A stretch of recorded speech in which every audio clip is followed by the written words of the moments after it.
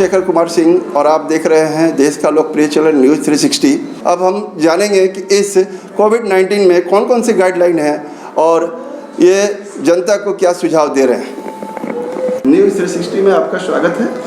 आपके इस 360 न्यूज़ के माध्यम से पूरे हमारे हिंदुस्तान की जनता को स्वागत है और मेरा नमस्कार नमन है। देखिए, ये कोविड-19 अब हमारे बीच में कोई नया नहीं रहा। हम इससे 1 वर्षों से झेलते आ रहे हैं। हिंदुस्तान की जनता और पूरे देश की जनता 1 वर्षों से झेलते आ रही है। इसका सेकेंड फेज अभी चल रहा है, जैसे कि सभी लोग बता रहे हैं। लेकिन इस सेकेंड फेज में जो हम लोग देख रहे हैं, फर्स्ट फेज में जो ये पेंडेमिक हुआ था तो उस फेज में इतना डेथ रेट नहीं था, जबकि सेकेंड फेज में बहुत ज़्यादा डेथ रेट है। और इस डेथ रेट को देखते हुए हम लोगों को लगता है कि जितनी प्रिकॉशन हम लोग पहले फेज में बरते थे उसका हम 10% भी प्रिकॉशन नहीं बरत रहे हैं, जो कि आज ये सेकेंड फेज और इस फेज का डेथ रेशियो ये बता रहा है कि हमको उससे 10 गुना ज़्यादा और प्रिकॉशन बरतना चाहिए। तो हम अभी जनता से ये अनुरोध करेंगे, हिंदुस्तान के जनता से, खास करके हम अपने बिहार और अपने सिवान जिला बड़हरिया ब्लॉक के जनता से पुरजोर अपील करेंगे कि आप बिल्कुल ही सावधान रहें, क्योंकि इसका सबसे पहला और सबसे प्रथम और सबसे उम्दा इलाज जो है वह हमारा बचाव ही है। बचाव के अलावा इतना अच्छा दूसरा कोई इलाज नहीं है। तो जो भी सरकार गाइडलाइन दी हुई है, सरकार के गाइडलाइन को हमें फॉलो करना अति आवश्यक है, क्योंकि जब तक हम सरकार के गाइडलाइन को नहीं फॉलो करेंगे तो हमारे बीच का जो सोशल डिस्टेंसिंग है, हमारे बीच का जो कटाव है वो नहीं मेंटेन हो पाएगा, जिसके कारण हम लोग इसमें और मुब्तला होते चले जाएंगे। जी, बताते चले कि सिवान में कुछ ऐसे भी डॉक्टर हैं जो कि कोरोना से ग्रसित हुए हैं। सिवान बगल में जुड़ा हुआ गोपालगंज है। गोपालगंज में कुछ ऐसे केसेस आए हैं जहां कोरोना पॉजिटिव डॉक्टर्स पाए गए हैं। इस संदर्भ में डॉक्टर साहब का क्या कहना है? देखिए, इस संदर्भ में क्या कहना है, जितने भी स्वास्थ्य सेवक हैं या जो भी चिकित्सक हैं, चिकित्सक का कर्म है सेवा करना। और चिकित्सक चाहे दुनिया कुछ भी कहे, जनता कुछ भी कहे, चिकित्सक अपने जान की बाजी लगा करके, अपने जीवन और अपने परिवार के जान की बाजी लगा करके जनता का सेवा करता है। और हमको लगता है कि इस सेवा में कहीं ना कहीं हम भी उसके चपेट में आएंगे ही, लेकिन हम उसकी परवाह नहीं करते हैं। हमारा कर्म ही है दूसरों का सेवा करना, दूसरों की जान को बचाना।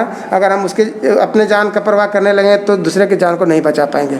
इसीलिए हम लोग अपने लिए ईश्वर से, खुदा से दुआ करते हैं, प्रार्थना करते हैं कि खुदा हम लोग को बचा के रखे और हम सब जनता का सेवा करते रहें। जी, सेंट्रल गवर्नमेंट के द्वारा ये आदेश आया हुआ है कि 18 साल के बच्चों को भी वैक्सीनेशन लेना है, तो इस संदर्भ में क्या आप कहना चाहेंगे? देखिए, गाइडलाइन जो भी है, सेंट्रल गवर्नमेंट का हो या किसी भी गवर्नमेंट का हो, ये तो उच्च स्तरीय बैठक और उच्च स्तरीय चिकित्सकों के मतलब सोच विचार से बनता है।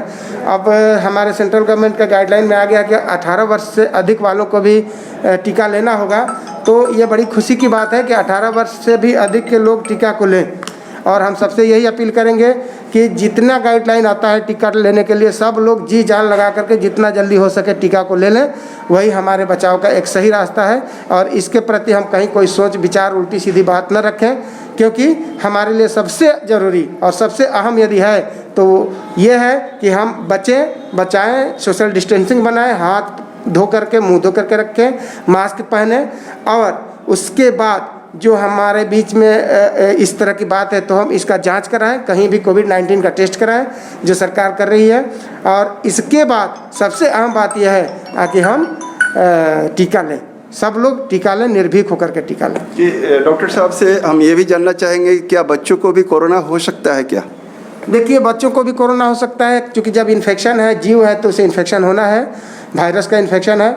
लेकिन अभी जो हम लोग ये देख रहे हैं कि डेथ रेट में बच्चों का कहीं कोई इन्फॉर्मेशन नहीं मिल रहा है, बच्चे कहीं कोरोना से ग्रसित होकर नहीं मर रहे हैं। तो हमारा ये मानना है कि इसका सबसे ज़्यादा अफेक्टेड पर्सन जो है वो मोर देन 20 ईयर्स ही है। 30 साल, 35 साल, 40 साल और मोर एबव एज ग्रुप के जो भी लोग हैं, इन लोगों को कोरोना हो रहा है और ये लोग डेथ रेट में जा रहे हैं। जी, डॉक्टर साहब हेल्थ अवेयरनेस प्रोग्राम के तहत हमारे साथ बात कर रहे हैं। हम अपने व्यूवर्स को बताते चले कि इस तपती गर्मी में भी हम जानेंगे कि कौन कौन सी बीमारियां जो हैं हो सकती हैं और इससे बचाव का क्या नुस्खा है। देखिए, अभी तो चूँकि ये जो मौसम है इसमें और भी दूसरे वायरल इन्फेक्शन होते हैं, वायरल फ्लू होते हैं। इसके साथ ही अभी जो मौसम चल रहा है, इस मौसम में बैक्टीरियल इन्फेक्शन का बहुत ज़्यादा चांसेज है। तो इस समय बैक्टीरियल इन्फेक्शन भी है, वायरल इन्फेक्शन भी है, और इसके साथ जो भयावह बीमारी के रूप में आया हुआ है कोरोना, यह कोरोना भी एक कोरोना वायरस का ही इन्फेक्शन है।